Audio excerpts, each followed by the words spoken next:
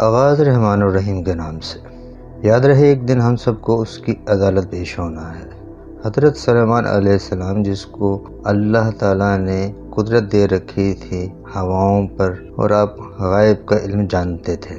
حضرت سلیمان علیہ السلام اپنی ایک مجلس لگائے بیٹھے تھے۔ کافی لوگ آپ کے ارد گرد جمع تھے۔ مجلس کے دوران ہی ایک شخص آپ کی خدمت میں حاضر ہوا اور آپ کے ساتھ آ کر بیٹھ گیا، اور وہ شخص بڑے غور سے حضرت سلیمان علیہ السلام کا خطاب سن رہا تھا کہ اسی دوران ایک اور شخص مجلس میں داخل ہوا، جس نے اپنے آپ کو چادر سے لپیٹا ہوا تھا، اور اس کی آدھی آنکھیں نظر آتی تھیں اور آدھا چہرہ نظر آ رہا تھا۔ چادر میں ملبوس وہ شخص بھی مجلس میں آ کر بیٹھ گیا اور حضرت سلیمان علیہ السلام کا خطاب سننے لگا۔ جو شخص پہلے آیا تھا اس نے محسوس کیا کہ یہ جو دوسرا شخص آیا ہے جو کہ چادر میں ملبوس ہے، اس کی طرف گھور گھور کے دیکھتا ہے، جیسے وہ اسے کچھ کہنا چاہتا ہے یا اسے کچھ بتانا چاہتا ہے یا کسی حیرت میں مبتلا ہے، اور چادر میں ملبوس شخص مسلسل پہلے شخص کی طرف دیکھے چلے جا رہا تھا۔ کچھ دیر بیٹھنے کے بعد چادر میں ملبوس شخص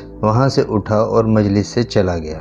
وہ شخص جو پہلے سے حضرت سلیمان علیہ السلام کے ساتھ بیٹھا تھا، وہ بہت پریشان ہوا کہ یہ ماجرا کیا ہے، اور وہ شخص محفل میں آنے کے بعد جتنی دیر وہاں بیٹھا اس شخص کی طرف ہی دیکھتا رہا۔ مجلس ختم ہوئی، حضرت سلیمان علیہ السلام جب اٹھ کر جانے لگے تو اس شخص نے کہا، میں آپ سے کچھ پوچھنا چاہتا ہوں اگر آپ اجازت دیں۔ حضرت سلیمان علیہ السلام نے کہا، پوچھو کیا پوچھنا چاہتے ہو۔ اس شخص نے کہا کہ مجلس کے دوران ایک چادر میں ملبوس شخص آیا اور کچھ دیر بیٹھا رہا اور اس کے بعد اٹھ کر چلا گیا۔ وہ شخص بڑا عجیب و غریب لگتا تھا اپنی چال ڈھال سے اور اپنی حرکات سے۔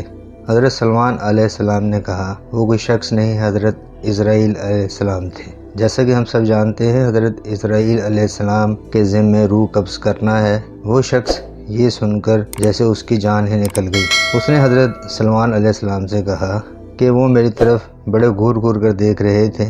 حضرت سلیمان علیہ السلام اس کی یہ بات سن کر خاموش ہو گئے۔ حضرت سلیمان علیہ السلام کو ہواؤں پر دسترس حاصل تھی، اور آپ غیب کا علم رکھتے تھے اور اس علم میں بڑے یکتا تھے۔ اس شخص نے حضرت سلیمان علیہ السلام سے درخواست کی کہ آپ سے میں نے کوئی کام نہیں کہا، آج میں آپ سے ایک کام کہتا ہوں، آپ مجھ پر مہربانی کریں اور مجھے یہاں سے 1000 کلومیٹر دور میرے ایک جاننے والا ہے، مجھے وہاں پہنچا دیں۔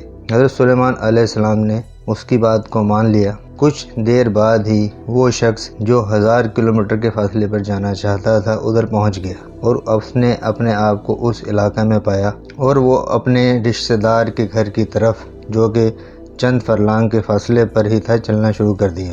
ابھی وہ چند قدم آگے ہی چلا تھا کہ وہ شخص ہکا بکا رہ گیا کہ اس نے اپنے سامنے حضرت اسرائیل علیہ السلام کو اسی صورت کھڑا دیکھا جیسے کوئی شخص کسی چادر میں لپٹا ہوا ہے۔ وہ شخص جان گیا کہ اس کی موت کا وقت آ گیا ہے اور اب اس نے جانا ہی ہے۔ حضرت اسرائیل علیہ السلام اس شخص کے قریب آئے۔ وہ شخص جان گیا کہ بس وہ جانے والا ہے، لیکن اس نے حضرت اسرائیل علیہ السلام کو کہا کہ میں جان تو گیا ہوں کہ میری موت کا وقت آ گیا ہے، لیکن میں آپ سے جاننا یہ چاہتا ہوں کہ آپ جب حضرت سلیمان علیہ السلام کی محفل میں آئے تو میری طرف آپ اتنے اضطراب سے اور غور سے کیوں دیکھ رہے تھے اور مسلسل دیکھے جا رہے تھے؟ حضرت اسرائیل علیہ السلام نے فرمایا کہ مجھے خدا کی طرف سے حکم ہوا تھا کہ میں نے چند لمحوں کے بعد تمہاری روح قبض کرنی ہے، لیکن وہ جگہ یہاں سے 1000 کلومیٹر سے بھی زیادہ ہے، تو میں وہاں کیسے اس کی روح قبض کروں گا؟ یہ شخص تو یہاں موجود ہے، لیکن جیسے خدا کا حکم تو خدا کا حکم ہے۔ میں جب ادھر پہنچا تو میں نے دیکھا تم سامنے سے آ رہے تھے۔ دوستو، یہ واقعہ ہم سب کے لیے آئی اوپنر ہے، یعنی آنکھیں کھولنے والا ہے کہ ایک دن ہم سب نے خدا کے سامنے پیش ہونا ہے، اپنے اعمال کا جواب دینا ہے۔ لیکن وہ دن کب آئے گا؟